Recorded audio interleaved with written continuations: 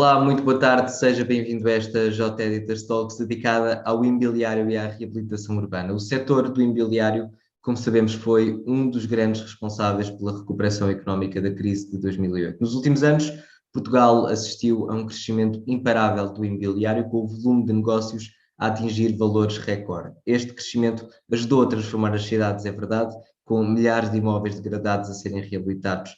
Contudo, a pandemia veio travar o crescimento do setor e trouxe muitas dúvidas sobre o seu futuro. É sobre essas dúvidas mesmo que nos vamos debruçar hoje com a ajuda dos nossos convidados, que passo a apresentar. Temos connosco Mariana Morgado Pedroso, diretora-geral da Architecture Home, José Dias, Sales Director da Hydro Building Systems, detentora da Tecnal, e vamos ter também mais à frente José Martos, CEO da Saint-Gobain Portugal, Nuno Garcia, diretor-geral da GES Consult, e Nelson Lages, presidente da ADEN, que por ventura com alguns problemas técnicos, se vão juntar a nós mais à frente. Mariana Morgado Pedroso, o crescimento do setor imobiliário, acompanhado aqui pela nova lei das rendas, permitiu a reabilitação de muitos edifícios que estavam degradados, dando uma cara nova às cidades. Eu pergunto-lhe se esta tendência para reabilitar veio para ficar. Olá, boa tarde, obrigada pelo convite. Sim, eu acho que esta tendência veio para ficar. Nós já assistimos a este movimento da reabilitação já há mais de uma década, não é? Já começamos com isto na altura de 2008, 2009, em que realmente começou a sentir-se que a reabilitação era uma área a intervir fortemente, e eu acho que a reabilitação não tem volta a dar, portanto as cidades têm que se manter em constante renovação. Existe ainda um parque edificado muito antigo e muitos edifícios para reabilitar, portanto não me parece que de repente, pandemia ou não, vamos deixar de ter que reabilitar o nosso edificado. Isso vale para as cidades todas no país e também no interior e mesmo em pequenas comunidades, em que também temos feito muitos projetos de reabilitação no Alentejo e no interior de Portugal, em vários sítios em que as pessoas realmente buscam, não é, alguma paz e, portanto, vão procurar outras localizações, mas sempre a reabilitação continua a ser sempre uma grande componente do nosso mercado. José Dias, a pandemia trouxe aqui uma grande incerteza à economia, obviamente, ao contrário do que muitos previam. O setor do imobiliário parece ter resistido a esta crise, apesar de haver aqui uma clara desaceleração no seu crescimento. O que é que podemos esperar, eu pergunto-lhe, agora que parece que estamos a regressar a uma, se tanto, proto-normalidade? Antes de mais, boa tarde e agradecer também o convite ao Jornal Económico. De facto, passamos por tempos socialmente muito conturbados e obviamente que nos trouxeram um conjunto de dificuldades, mas também de oportunidades em paralelo e, portanto, relativamente à construção, há dois fenómenos que eu penso que importa destacar. Não só a quantidade de projetos que se entende que irão se iniciar de alguma forma para ajudar na recuperação económica, que é fundamental para todos os países da Europa neste pós-pandemia, mas também, acima de tudo, um conjunto de oportunidades que surgiram, uma vez que as pessoas, neste momento, por via do efeito da pandemia, vão privilegiar, digamos, na sua componente de vida, existe a maior qualidade nos espaços em que habitam. Portugal, em concreto, também eu penso que poderá vir a ser favorecido pela forma, de alguma forma, razoável com que ultrapassou toda esta pandemia e, portanto, iremos assistir a um conjunto de cidadãos do centro da Europa, especialmente, que irão eleger Portugal como seu local de residência principal ou uma segunda, digamos, uma segunda residência alternativa, por via, digamos, da paz social que existe em Portugal, por via das questões da segurança, mas também, acima de tudo, por via do nosso clima, que ainda assim continua a ser um clima bastante moderado e bastante apetecível, especialmente para os povos do centro da Europa.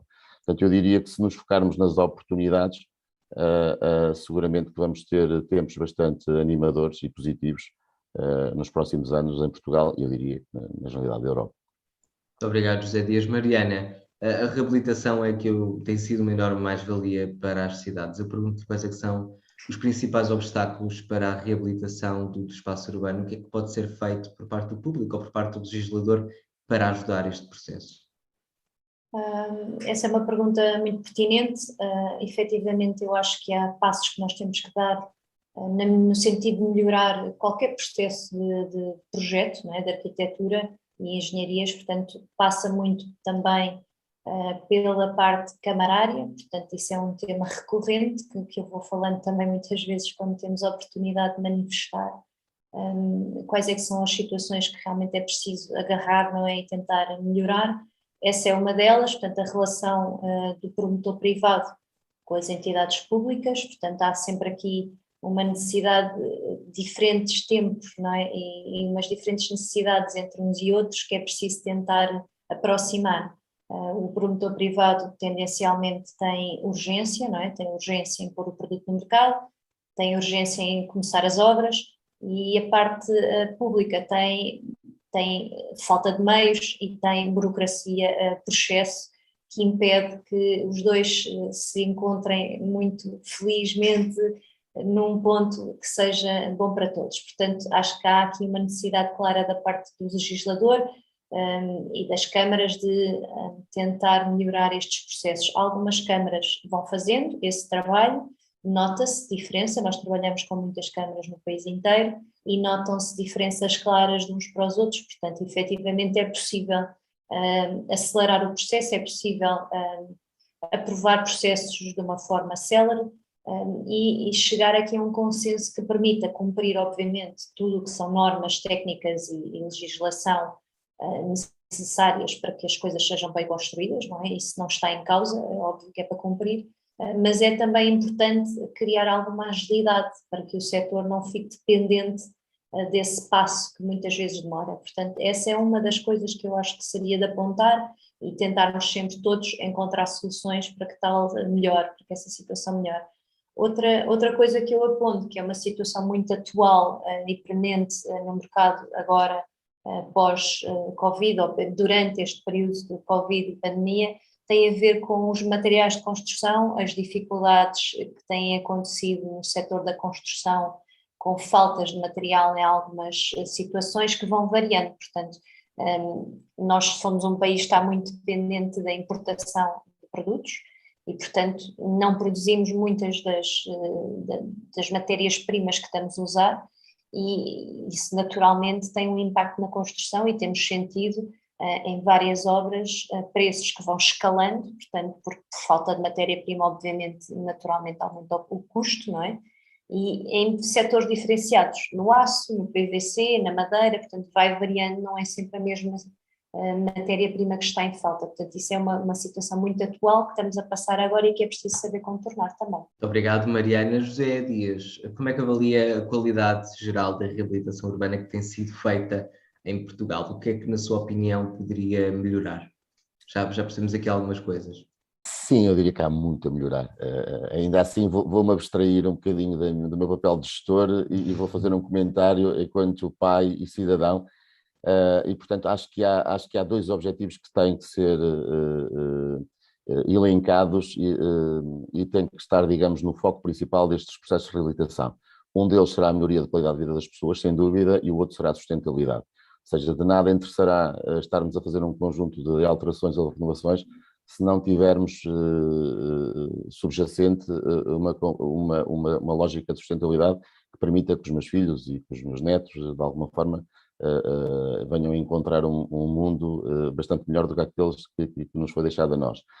E, portanto, a esse nível, eu penso que há todo um processo que tem que ser encetado pelas autoridades políticas, que deverão não só anexar esse objetivo de melhorar a qualidade de vida das pessoas, que acho que é fundamental e ainda assim não está salvaguardada, mas pelo menos esse objetivo está comunicado, e o outro terá que ser necessariamente adicionar a todas estas questões um conjunto de garantias que nos garantam que essa reabilitação está a ser feita com o propósito de ser igualmente sustentável. Eu penso que nós em Portugal temos dois problemas de base. Um deles é um problema de formação, ou seja, acabamos por ter ligado à construção um conjunto de técnicos com muita capacidade no desenvolvimento dos projetos, mas depois somos deficitários num organismo ou num conjunto de pessoas que fiscalizem que o trabalho final está de acordo com aquilo que foi inicialmente projetado. E penso também que deveríamos contar com maior envolvimento. Nós temos departamentos de engenharia, o mais representativo é o NEC, que são altamente credíveis do ponto de vista dos conhecimentos que têm e na adição de conhecimentos que podem atribuir a estes processos, e, portanto, deveria, em minha opinião, existir um organismo independente e autónomo, digamos, com a colaboração de técnicos de vários institutos, nomeadamente o NEC e empresas tais como a nossa, que têm, digamos, algum conhecimento em produtos específicos, no sentido de haver uma legislação que seja condizente e que garanta que estes dois princípios estão salvaguardados. De que a reabilitação se faz no sentido de garantir que as pessoas passam a habitar melhor os seus espaços, com menos necessidade de recurso a energias, mas também por forma a garantir que esses processos, e eu repito-me, porque de facto acho que é importante, que sejam feitos com uma lógica de sustentabilidade. Muito obrigado, José Dias, e obrigado, Mariana Morgado Pedroso, pela vossa disponibilidade e por terem estado connosco. Vamos agora então à conversa com o Nuno Garcia, diretor-geral da GES Consult, e com José Martos, CEO da Saint-Gobain, que se juntam agora a esta JT Editors Talks. Sejam desde já muito bem-vindos, Nuno e José. Nuno, eu começo por si. O setor do imobiliário, como sabemos, foi essencial para a recuperação da crise de 2008. O que será preciso para que este setor possa alavancar a recuperação, aliás, da crise atual? Olá a todos, cumprimentar aqui esta iniciativa do Jornal Económico e a todos que participam nas talks e que realmente nos dão aqui um bocadinho o pulso ao que se vive na realidade.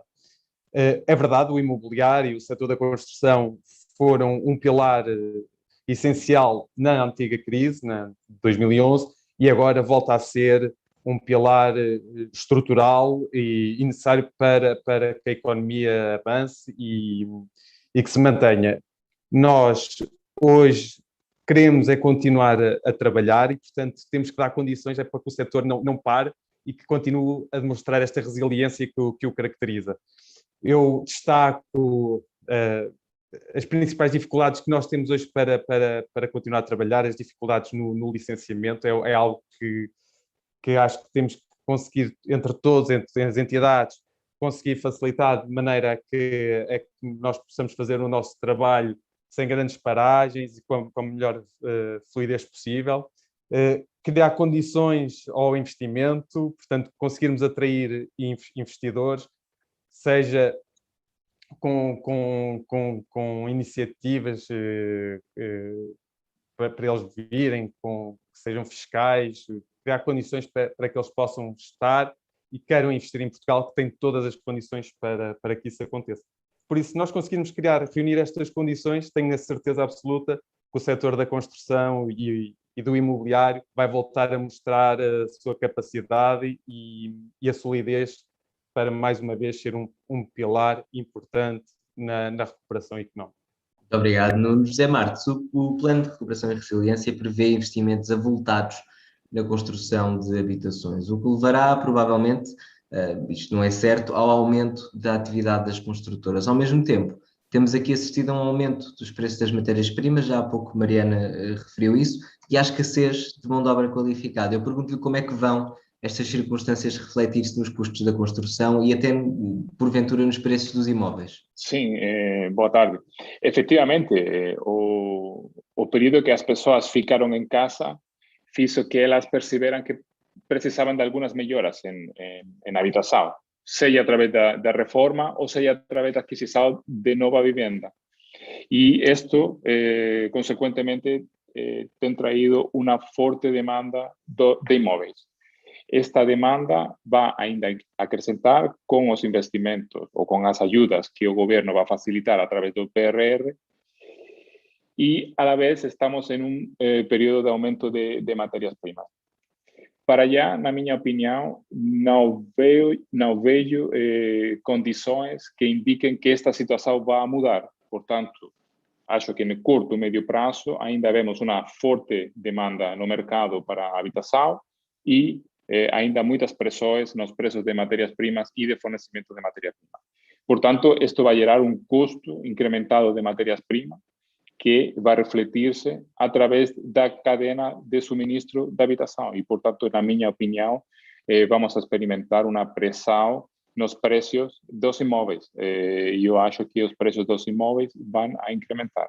Obrigado, José Nuno Garcia. Como o José Marcos referia bem, a pandemia obrigou-nos, a todos os portugueses, a passar cada vez mais tempo nas nossas casas. Acha que isso se refletiu na procura dos compradores por soluções para melhorar até a qualidade das habitações e, por arrasto, a qualidade de vida das pessoas?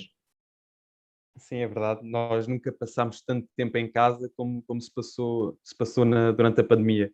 E isso é engraçado, nós notamos muito isso e nas intervenções de melhoria que são feitas, temos duas vertentes. As pessoas que querem melhorar as condições de habitação das suas casas, sejam isolamentos acústicos, né, que nós rapidamente percebemos que afinal ouvimos os vizinhos do lado e que nunca sonhávamos com isso, com as condições térmicas, ou seja, melhorias no seu conforto térmico, com a instalação de sistemas de aquecimento, ar-condicionado, ou para contornar a pobreza energética, não é? A pobreza energética e, portanto, com a melhoria da caixaria, das janelas, com sistemas muito mais eficientes e que depois, no final, permitem baixar a conta da eletricidade, né? E depois melhorias gerais até da casa, da sua vivência, quer seja a criação do seu espaço de escritório para poder conciliar o trabalho remoto com viver em casa, né? De maneira que a nossa mesa de almoço e de jantar não fosse o nosso posto de trabalho, e portanto nós também notámos algumas preocupações com isso e algumas alterações e depois melhorias normais. É também interessante perceber aqueles que vieram e que também viam Portugal como para viver, né? E portanto nós e descentralizar um bocadinho do grande centro urbano, e nós também notámos uma procura grande de áreas fora dos centros urbanos que criam condições de habitabilidade, de acesso a um espaço exterior e quase de uma exclusividade que é muito atrativa para certas pessoas, para certos investidores, e que também se descentralizaram de outros países da Europa e que vieram para Portugal e que encontraram em Portugal também um sítio bom para trabalhar e passar este tempo de pandemia. Muito obrigado, Nuno. José Marcos, a pandemia, como o Nuno referiu, alterou não só a nossa estadia e a nossa habitação, mas alterou muitos hábitos. E algumas dessas mudanças indicam-nos tudo que serão permanentes. Eu pergunto-lhe que impacto ou que reflexo é que vão ter estes novos hábitos da nossa vida diária e cotidiana na construção urbana? Sim, eu pessoalmente acho que vão a ir encaminhados em duas direções. Um é conforto e outro é sustentabilidade. Conforto em quanto a espaço, porque acho que as pessoas, muitos de nós vamos a teletrabalhar ao menos parte do nosso tempo, ou seja, precisamos de um espaço para poder trabalhar confortavelmente em casa. Acho que também há uma procura forte de áreas mais livres, com uma varanda, com um jardim, um pátio, de forma que podamos também ter algum tipo de mobilidade dentro das nossas habitações. E, por último, está o conforto térmico e acústico. E, efectivamente, o tema de poder ter umas condições de vivenda ótimas, tanto em inverno como em verão. E isto vai ir unido ao tema da sustentabilidade, porque ter este conforto térmico va lógicamente junto con un mayor desempeño energético de los edificios y con una pujanza energética. Y por tanto, esto solo puede ser feito a través de edificios más sustentables y más eficientes energéticamente. Por tanto, conforto e sustentabilidade acho que são duas tendências para o futuro. Muito obrigado, José Marcos, e obrigado também, Nuno Garcia, pela vossa disponibilidade em se juntarem a nós. Temos já connosco então Nelson Lares, presidente da ADN. Nelson, eu pergunto-lhe como é que avalia o impacto da fase pandémica nos processos de reabilitação urbana, nomeadamente nos processos de transição e eficiência energética. Foi esta crise um travão temporário ou apenas um recuo nas tendências que já observávamos? Bem, a pandemia de Covid-19 teve aqui impactos para os quais devemos olhar como alertas. Desde logo, a pandemia veio dizer-nos que devemos adotar uma vez por todas, um modo de vida muito mais sustentável, como, por exemplo, sempre que for possível, trocar as viagens de trabalho por reuniões online, evitando assim deslocações necessárias e consumos de recursos. Poupamos da carteira e a qualidade, obviamente, do ar melhora substancialmente. Sei que todos gostamos do cara a cara, por assim dizer, mas temos que fazer realmente aqui um esforço para evitar isso e para potenciar ao máximo as reuniões online. Depois, naquilo que é o setor da construção, vem mostrar que realmente é urgente olhar para os espaços que habitamos. Ao ficarmos confinados a 4 paredes, e já lá vai muito tempo, percebemos que muitas casas acabam por ser desconfortáveis, tanto ao nível da climatização como da iluminação. Algo que não tínhamos noção de passávamos pouco tempo, mas passámos a viver literalmente nas nossas casas e temos agora uma maior consciência sobre o nível de qualidade das mesmas. A pandemia veio assim dizer algo muito simples, que é ou mudamos a nossa forma de estar e construímos edifícios ambientalmente mais eficientes e mais sustentáveis, ou o custo para mantê-los viáveis, ambientalmente confortáveis e economicamente viáveis será mesmo insuportável. Eu aqui evidenciaria que as preocupações ambientais passam pelo incremento da certificação energética e por soluções técnicas como o aquecimento e o arrefecimento dos edifícios, que respondem à mudança de paradigma que estamos a viver. Temos que também mudar radicalmente toda esta cultura baseada numa economia linear e passar para uma economia circular, uma economia que tenha por base a ideia da reciclagem do ciclo de vida total do edifício, desde a sua construção até à sua posterior reutilização com reaproveitamento dos resíduos ou dos materiais com que é feito.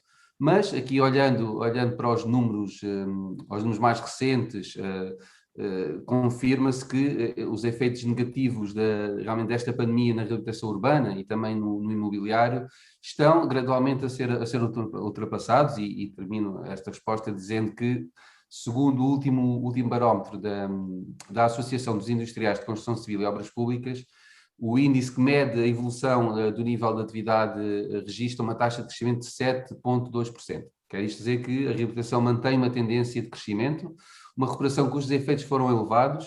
Por exemplo, em Lisboa, os meses de confinamentos fizeram cair em 30% o investimento no imobiliário, sendo o mais baixo dos últimos 5 anos. Nelson, e que desafios é que irão os setores que atuam neste mercado encarar daqui para a frente? Para que obstáculos é que se está a ADEN a preparar neste momento? Julgo que o maior desafio do mercado será a necessidade de incrementar a oferta habitacional, de modo aqui a dar resposta àquilo que são as reais necessidades das classes média e média-baixa. A aposta no mercado de arrendamento viável e não no atual será efetivamente outro desafio para os próximos tempos. É necessário uma maior articulação entre Estado e os privados no arrendamento acessível. Esta nova geração de políticas de habitação é também urgente desenvolver as sinergias geradas entre os municípios e o Governo Central, de modo a dar resposta aos que, tendo direito à habitação, não possuem os recursos necessários.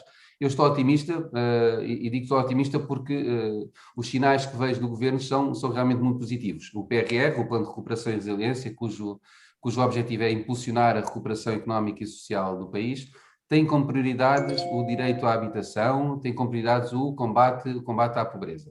Outro fator a destacar é que o PRR prevê que a renovação dos edifícios terá que passar pela utilização de materiais mais sustentáveis e reciclados, de forma a tornar o seu uso muito mais eficiente a nível energético e também a melhorar o desempenho ambiental. Isto é muito importante. Há que apostar em materiais mais sustentáveis, há que apostar na categorização desses materiais. Um parque edificado feito com materiais mais sustentáveis é, em certa medida, um parque edificado muito mais eficiente. O PRR responde assim aos desafios, apresenta de certa maneira as reformas e possui os investimentos necessários para responder à crise. É a ferramenta que esperávamos. Não teremos outra oportunidade como esta e por isso há que tirar partido dela envolvendo os vários intervenientes. Aqui no respeito ao papel da ADEN, a ADEN vai participar na divulgação do programa do Vale Eficiência, uma iniciativa do Ministério do Ambiente e Ação Climática, que vai atribuir um vale a famílias, no universo que pretende aqui ajudar numa primeira fase cerca de 100 mil famílias carenciadas. A ADEN também apoia tecnicamente a segunda fase do programa Edifícios Mais Sustentáveis, já lançados pelo Sr. Ministro do Ambiente, um programa do Fundamental que tem aqui disponíveis 30 milhões de euros e que visa ajudar as famílias a remodelar ou a fazer obras em casa para a melhoria de eficiência energética das habitações. Eu diria por isso que há muitos instrumentos para responder aos desafios deixados pela pandemia. Este é mesmo o tempo de agir e a ADN está do lado da ação, e uma ação que tem como foco o cidadão e em parceria com o setor. Muito obrigado, Nelson Lage. Muito obrigado também a si que esteve desse lado. Já sabe que pode ver e rever estas e outras JE Editors Talks em JE TV, no Facebook e no YouTube do Jornal Económico. Da minha parte, uma boa tarde.